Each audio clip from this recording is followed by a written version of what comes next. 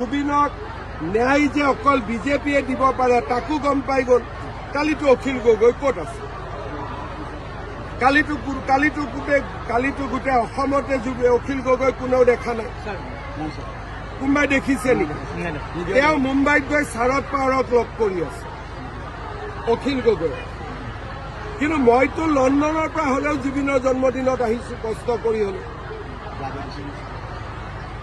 বিজেপিৰ মেম্বাৰসকলে ব্লাড দিছে। আজি এইবোৰ ক'ত গ'ল?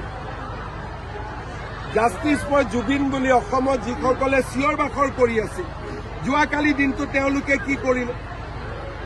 একাংশ জেনুইন মানুহখিনি কালি ব্লাড দিছে, কোনোবাই নাহৰ ফুল ৰুইছে, কোনোবাই বেলেগ বেলেগ কাম কৰিছে।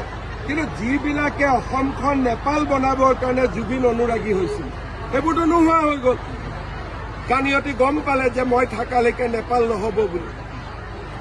এইবিলাকতো ষড়যন্ত্ৰ আছিলে। আৰু 10 তাৰিখৰ পিছততো আৰু মুখৰ মাত বন্ধ হৈ যাব। আমি যেনেকে তদন্ত কৰিছো কাকো ৰেহাই দিয়া নাই। 10 তাৰিখৰ আগতে মইতো 8 বুলি ভাবি আছো, 8 নহলেও 10।